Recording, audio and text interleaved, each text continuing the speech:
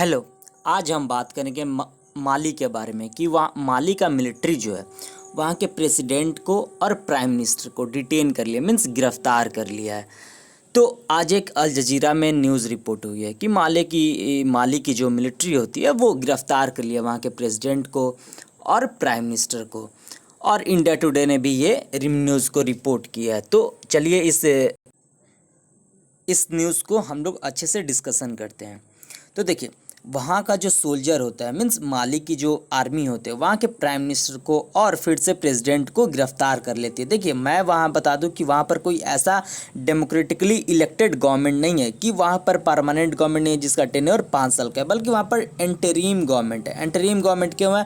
क्योंकि वहाँ पर पिछले साल अगस्त में यूएनओ था, यूनाइटेड नेशंस और अफ्रीकन यूनियन ने वहाँ पर इंटरवीन किया था और वहाँ पर जो भी अफरा तफरी मची हुई थी उसको वो शांत किया और बोला कि नहीं, वहाँ पर एक इंटरिम गवर्नमेंट बनाया जाए और उसके बाद से आप लोग जो वहाँ के प्रेसिडेंट हैं और प्राइम मिनिस्टर साहब हैं, आप लोग वहाँ के प्रेसिडेंट और प्राइम मिनिस्टर बन जाएं। तो देखिए, वहाँ के प्रेसिडेंट बाह नेडो हैं और प्राइम मिनिस्टर मोक्टोर उनाओ है। देखिए, मैं इनका नाम प्रोनाउंस अच्छे से नहीं कर पा रहा हूँ क्योंकि मैं माली का तो हूँ नहीं, लेकिन मैं बस ये न्यूज़ को कवर कर ले रहा हूँ, बता दे रहा हूँ कि देखिए वहाँ पर ये सब हुआ क्यों। क्योंकि देखिए, वहाँ के जो गवर्नमेंट था वो मतलब फेर बदल कर रही थी वहाँ के 2 सोल्जर्स का।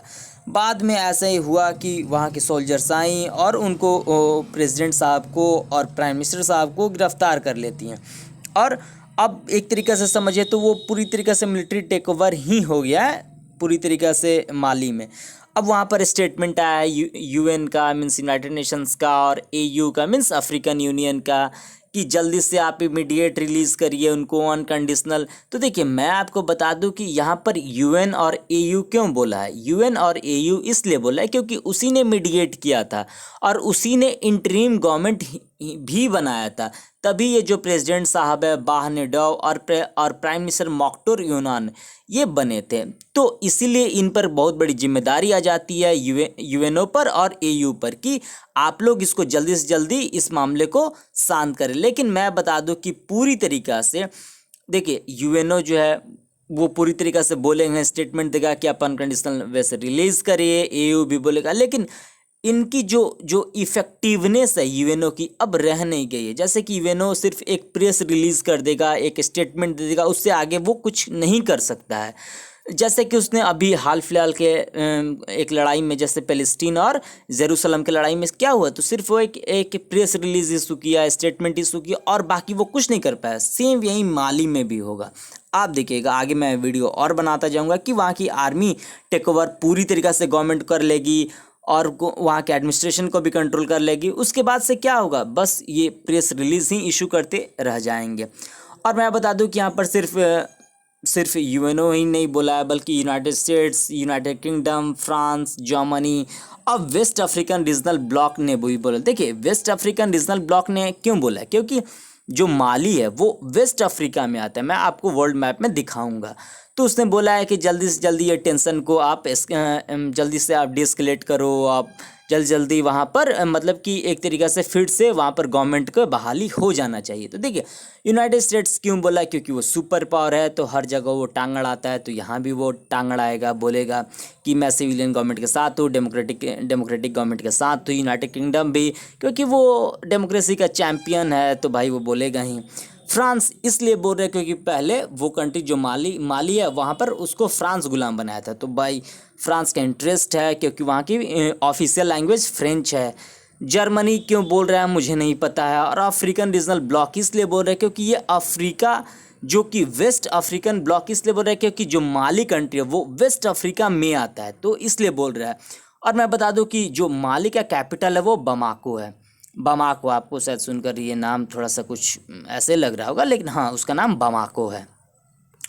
तो ये हैं वहाँ के प्राइम मिनिस्टर साहब, जिनका नाम मैं फिर से मैं उनका नाम भूल चुका हूँ। ये है उनका नाम मोक्टोर उवाने। तो मोक्टोर उवानो साहब हैं, जिनको ये पिछले साल अगस्त का फ़ोटो है जब उनको प्राइम मिनिस्टर बनाया गया था अंतरिम गवर्नमेंट का। फिर मैं बता देता हूँ कि आखिर में मैप में कि आखिर में ये माली है कहाँ। तो देखिए, माली को यूरोपियंस ने पूरी तरीक़ा से यूरोप को अफ्रीका को यूरोपियंस ने जैसे कि केक को काटा जाता है वैसे उन्होंने काटा, तो देखिए वैसे ही माली को भी उन्होंने काटा है, ऐसे ऐसे ये वाला पार्ट कोई और ले लिया होगा मॉरिशियाना वाला और ये माली को दे दिया। तो देखिए ये है पूरी तरीक़े से माली, और माली का कैपिटल कहाँ है, एकदम उसके सदर्न पॉइंट में है, मीन्स बमाको यहाँ है। और मैं बता दूँ कि जो ये है माली है वो एक लैंड लॉक्ड कंट्री है, मीन्स इसका जो बाउंड्री है वो किसी भी सी को ओशन को छूती नहीं है, बल्कि इसके आगे जो कि यहाँ पे ये मॉरिशियाना हो गया, ये अल्जीरिया हो गया, ये बुर्किना फासो, फिर से नाइजर हो गया, सेनेगल हो गया, गुयाना हो गया, आइवरी कोस्ट हो गया, तो ये सबसे घिरा हुआ है। तो ये पूरी तरीक़े से लैंड लॉक्ड कंट्री है। तो और मैं बता दूं कि इसका पूरा एरिया, इस पूरे कंट्री का एरिया 12,40,192 स्क्वायर किलोमीटर है। मीन्स मैं बता दूं इंडिया से कंपेयर करूं तो करीब ये उत्तर प्रदेश, बिहार, झारखंड, फिर से पंजाब, हरियाणा और आप राजस्थान को ले लो, इतना बड़ा है। मीन्स ओवरऑल आप नॉर्थ इंडिया को कह सकते हो, इतना बड़ा ये पूरा कंट्री है। और ये कंट्री का 60, लेकिन अनफॉर्चुनेटली इस कंट्री का 65% जो एरिया वो पूरी तरीक़े से डेजर्ट से कवर है। मीन्स ये पूरा इलाका एकदम रेगिस्तानी है, यानी कुछ ज़्यादा होता ही नहीं होगा यहाँ पर। रेगिस्तान है तो बस यहाँ पर ऊँट के सिवा और कुछ होता ही नहीं होगा। और ऑयल अगर खोजा भी गया होगा तो उसके लिए लड़ाई हुआ होगा। हालांकि रिच तो पूरी तरीक़े से अफ्रीकन कंट्रीज़ रिच हैं मिनरल्स में, तो उसके लिए भी लड़ाई काफ़ी, इतनी कॉन्फ्लिक्ट हर एक देश में चल रहा है। आप अफ्रीका के कोई भी कंट्री को देख लो, वो शांत नहीं है, हर एक कंट्री में सिविल वार जारी है। और मैं बता दूं कि पूरी तरीक़ा से जो माली की इकॉनमी है वो वहाँ की दो नदियों पर डिपेंडेंट है। जैसे वहाँ की नदियों से खेती होता है, इरिगेशन होता है, फिर से फिशिंग होता है, लोग का ड्रिंकिंग वाटर मिलता है। तो दो नदी है, नाइजर और सेनेगल। मैं बता दूं कि ये नाइजर और सेनेगल नदी का भी नाम है और दो देश का भी नाम है जो कि इसका पड़ोसी है। तो ये हो गया सेनेगल एक कंट्री और ये हो गया नाइजर। तो नाइजर आपको पता होना चाहिए कि नाइजर एक रिवर का भी नाम है और नाइजर एक कंट्री का भी नाम है, और सेनेगल एक कंट्री का भी नाम है और एक रिवर का भी नाम है, और ये दोनों रिवर माली में बहता है। तो ये पूरे अफ्रीका हुआ। और अफ्रीका के मैप में मैं बता दूं तो ये वेस्ट साइड में आता है। और मैं बता दूं कि ये जैसे कि मैंने बताया ये लैंड लॉक्ड कंट्री है, क्योंकि इसका बाउंड्री जो है वो सी को, जैसे समुद्र को या ओशन को छूता नहीं है।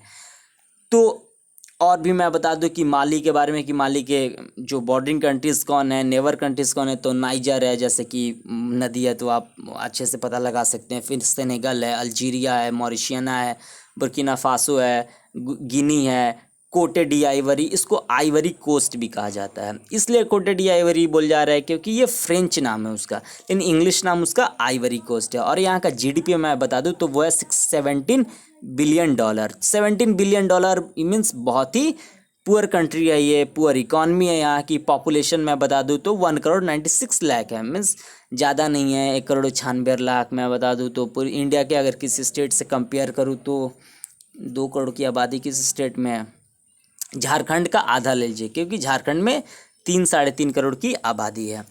फिर ये है वहाँ की मिलिट्री। तो मैं बता दूं कि वहाँ की मिलिट्री क्यों बार बार तख्ता पलट कर देती है। तो ग्लोबल फायर इंडेक्स में मैंने देखा कि आखिर में वहाँ की मिलिट्री का स्ट्रेंथ क्या है, तो 140 कंट्रीज़ का लिस्ट बनाती है ग्लोबल फायर पावर इंडेक्स, जिसमें से 105th रैंकिंग पर है। ये मीन्स बहुत ही घटिया रैंकिंग है इसका। इसके बावजूद अगर वो पूरी तरीके से कू कर लेती है, टेक ओवर कर लेती है, तो ये बहुत ही हैरानी की बात है। और मैं बता दूं कि उसकी पूरी तरीके से मिलिट्री बजट कितनी है माली की आर्मी के, तो वो $650 मिलियन है, मीन्स 5,000 करोड़ के आसपास है। उसके बाद से मैं पूरा बता दूं कि आर्मी का स्ट्रेंथ कितना है, तो 18,000 आर्मी पर्सनल है, 18,000 पर्सनल है, मीन्स 10,000 एक्टिव है और 8,000 रिजर्व है, मीन्स उनको पैरामिलिट्री भी आप बोल सकते हो, जैसे इंडिया में CRPF है वैसे।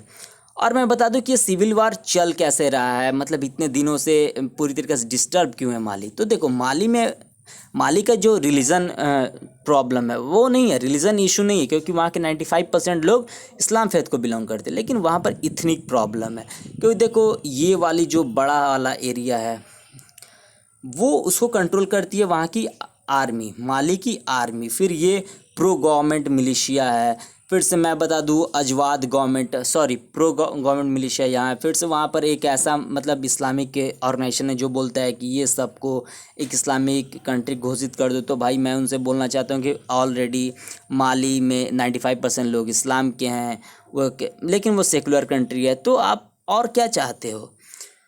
और मैं बता दूँ को वहाँ पर इस्लामिक स्टेट इन ग्रेटर सहारा भी है, कहीं कहीं उसका छोटा छोटा पॉइंट है। फिर से अलकायदा भी वहाँ पर एक्टिव है। तो ऐसे हर एक कंट्री में वहाँ पर इशू है, पूरी तरीक़ा से अफ्रीका के हर एक कंट्री में वहाँ पर इशू है। और मैं बता दूँ कि पूरी तरीक़ा से वो माली में चल के आ रहा है।